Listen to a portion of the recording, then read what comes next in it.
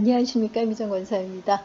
네, 오늘은 지난 시간에 이어서 사무엘상 23장을 이어갈 차례인데요.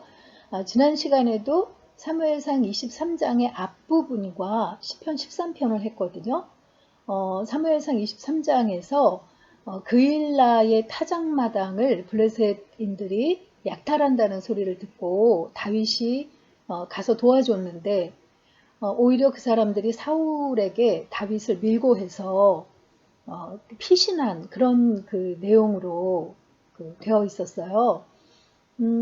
이어지는 그 23장의 후반부는 그래서 이제 그일라 옆에 그 수풀에 숨어 있었는데 거기에 요나단이 찾아와서 그 요나단과 그 이제 어떻게 보면 마지막 만남을 갖게 되는 그때 이후로는 만나지 못하고 요나단이 이제 사울과 함께 전쟁에서 죽게 되기 때문에 마지막으로 만나게 되는 그 이야기가 그려져 있고요.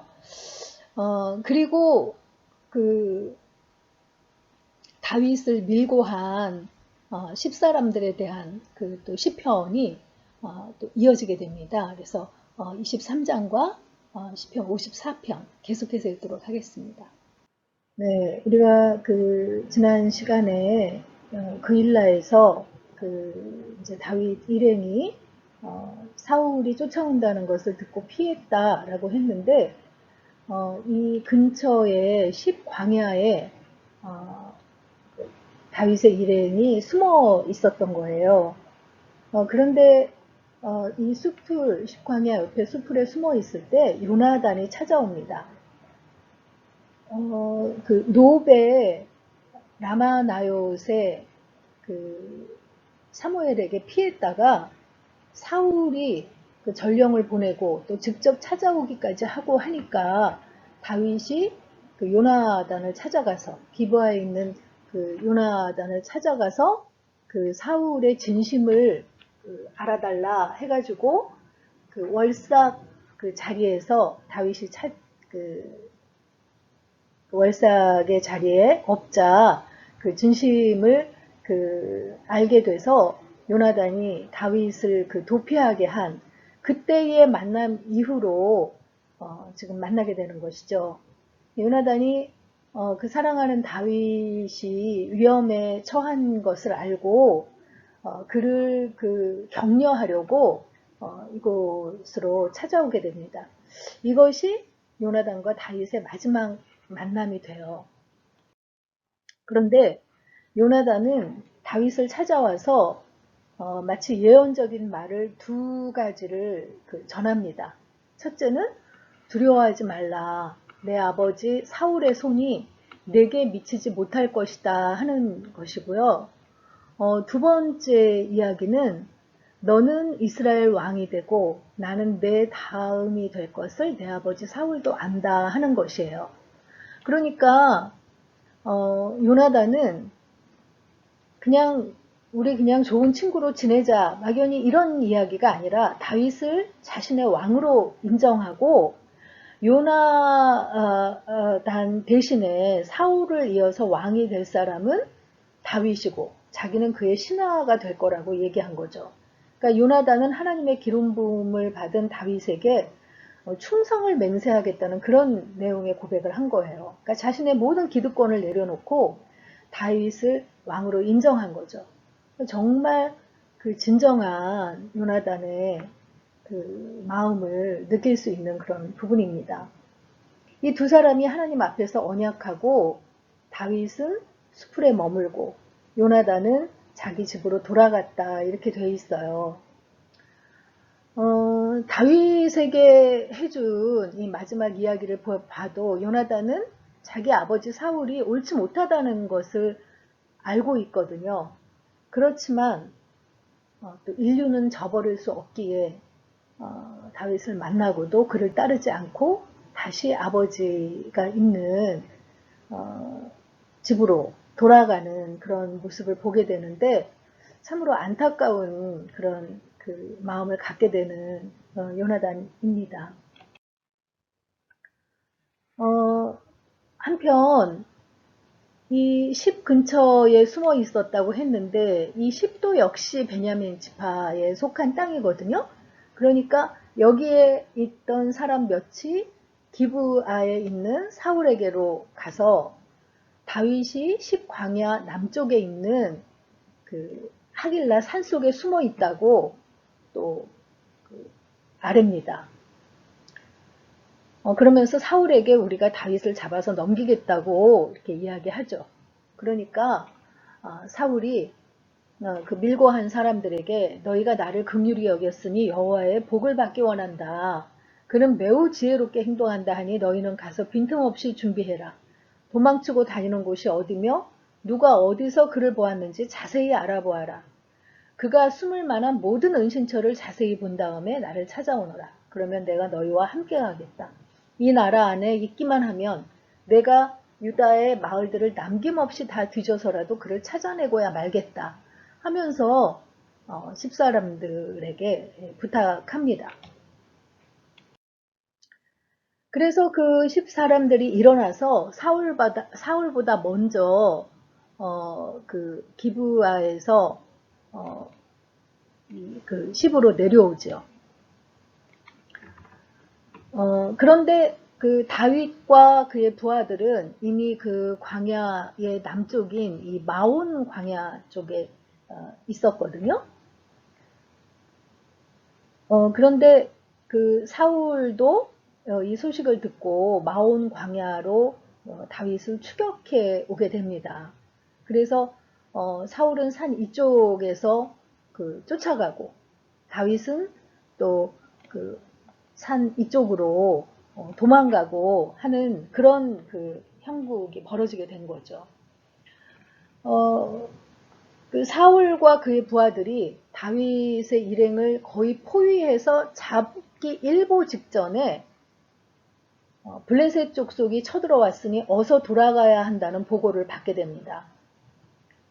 다윗을 쫓는 이런 시점에 블레셋이 이 기브아 쪽을 쳐들어 온다는 그런 보고를 받게 된 거죠.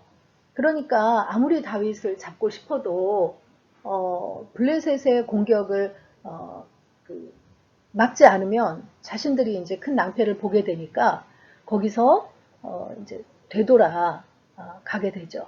그래서 그곳의 이름을 이 바위 하나를 두고 돌아가게 되는데 이 바위의 이름을 셀라 하마드곳, 분리하는 바위, 피신하는 바위라고 이름을 붙였다고 이렇게 기록하고 있습니다. 그래서 다윗은 엔게디 산성에 올라가서 이 마온 광야 이쪽에서 도망 다니다가 이 사해 옆에 엔게디 산성으로 올라가서 거기에 머무르게 되는 것이죠. 여기까지가 이제 사무엘상 23장 15절부터 끝부분까지인데요. 먼저 사무엘상을 읽고 시편 54편으로 이어가도록 하겠습니다. 다윗이 사울이 자기의 생명을 빼앗으려고 나온 것을 보았으므로 그가 십광야 수풀에 있었더니 사울의 아들 요나단이 일어나 수풀에 들어가서 다윗에게 이르러 그에게 하나님을 힘있게 의지하게 하였는데 곧 요나단이 그에게 이르기를 두려워하지 말라. 내 아버지 사울의 손이 내게 미치지 못할 것이요 너는 이스라엘 왕이 되고 나는 내 다음이 될 것을 내 아버지 사울도 안다 하니라.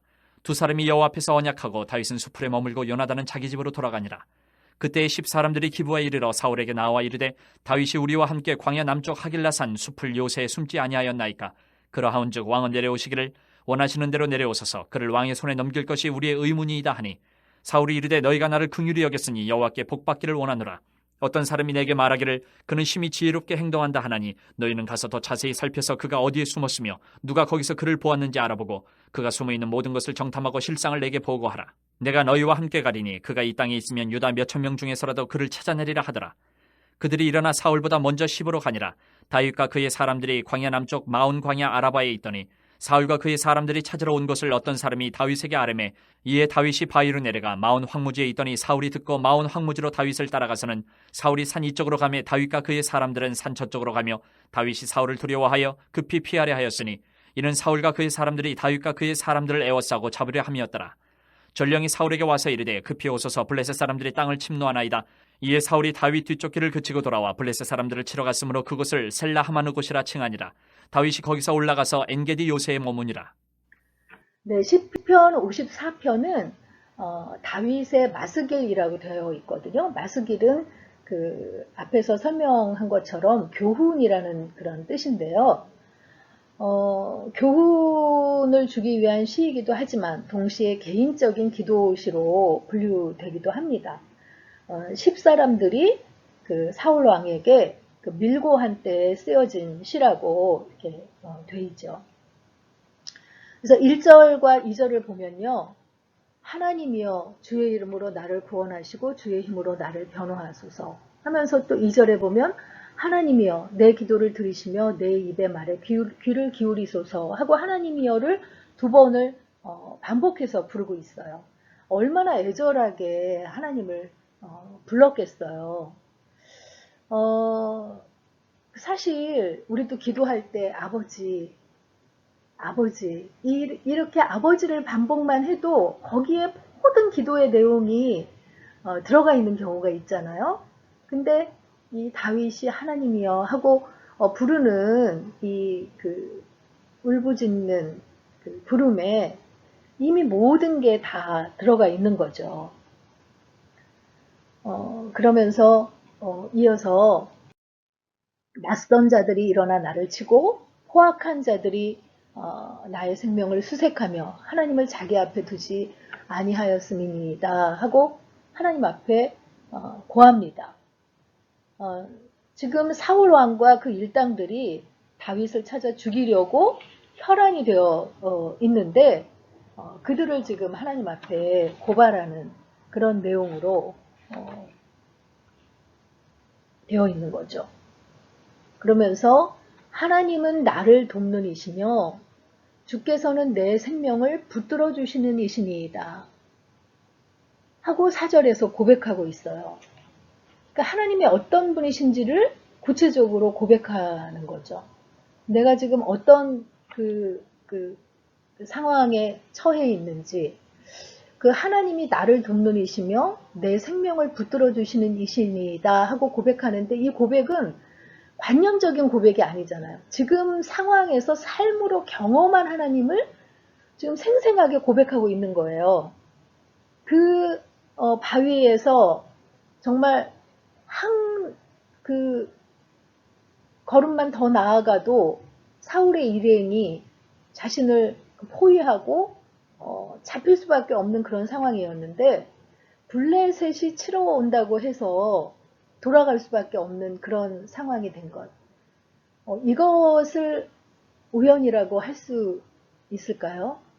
다윗처럼 하나님 앞에 화살 기도를 날리고 도우심을 구하는 이에게 하나님께서 살아 역사하시고 개입하는 그런 생생한 그 개입한 그 현장이잖아요. 그러니까 정말 그 경험적인 그 생생한 진술과 고백을 하고 있는 거죠. 하나님만이 돕는 이시고 하나님께서 생명을 붙들어 주시는 이시다 라고 고백하고 있습니다. 하나님은 하나님의 지혜와 방법 그리고 능력으로 사람을 통해서 때로는 초자연적인 방법으로 하나님의 사람들을 도우시죠. 그리고 악을 행하는 자에게 하염없이 너그럽지 않으십니다. 잘못을 한다고 그때그때 바로바로 징계하시고 벌을 내리시지는 않지만 하나님께서 기다려주시는 그 기다림이 끝나는 날 악을 행하는 자는 알지 못하는 그 시간에 하나님께서 심판으로 되돌려 주시는 그런 하나님이시죠. 그래서 하나님을 의지하는 우리는 이 하나님을 도움으로 생명으로 고백하며 살아가는 것이고 하나님께서는 언제나 우리에게 성실하게 대하시면서 두렵고 험한 세상을 담대하게 살아가라고 그렇게 말씀하고 계십니다. 그래서 하나님을 의지하는 자는 결국은 주께서는 내 원수에게 악으로 갚으시리니 주의 성실하심으로 그들을 멸하소서. 내가 낙헌제로 주께 제사하리이다. 여호와여 주의 이름에 감사하오리니 주의 이름이 선하심이니이다. 낙헌제는 감사제를 다른 말로 표현한 것이잖아요. 결국은 하나님을 의지하는 자들은 우리가 아버지라고 부르는 하나님이 우리의 기도를 들으시고 우리의 도움이 되시고 궁극적으로 우리의 생명이 되시는 영원한 하나님이시기 때문에 그 하나님께 돌아와서 예배하고 감사하고 또 그의 말씀에 순종하며 살아가야 되는 그런 그 고백을 하게 되는 것이죠. 다윗이 그 사울이 그 아주 지척에서 자기를 잡으려고 할 때 하나님 앞에 생생하게 올려드린 이 고백처럼 우리도 철저하게 하나님을 신뢰함으로 하나님께서 도우심이 되시고 우리의 생명이 되심을 고백하는 그 고백이 더 풍성하게 올려지기를 바라고 원합니다. 그래서 오늘의 묵상 포인트는요. 오늘 하루 소리 없이 마음으로 하나님이여 라고 반복해 불러봅시다 라고 잡아봤어요. 사실 말이 필요 없잖아요. 하나님이여 하는데 우리의 간구와 우리의 탄식과 또 우리의 감사와 찬양이 다 담겨서 올라갈 수 있는 거라고 생각이 됩니다. 시편 54편 읽고 마치도록 하겠습니다. 54편. 하나님이여 주의 이름으로 나를 구원하시고 주의 힘으로 나를 변호하소서. 하나님이여 내 기도를 들으시며 내 입의 말에 귀를 기울이소서. 낯선 자들이 일어나 나를 치고 포악한 자들이 나의 생명을 수색하며 하나님을 자기 앞에 두지 아니하였음이니이다. 셀라. 하나님은 나를 돕는 이시며 주께서는 내 생명을 붙들어 주시는 이시니이다. 주께서는 내 원수에게 악으로 갚으시리니 주의 성실하심으로 그들을 멸하소서. 내가 낙헌제로 주께 제사하리이다. 여호와여 주의 이름에 감사하오리니 주의 이름이 선하심이니이다. 참으로 주께서는 모든 환난에서 나를 건지시고 내 원수가 보응받는 것을 내 눈이 똑똑히 보게 하셨나이다.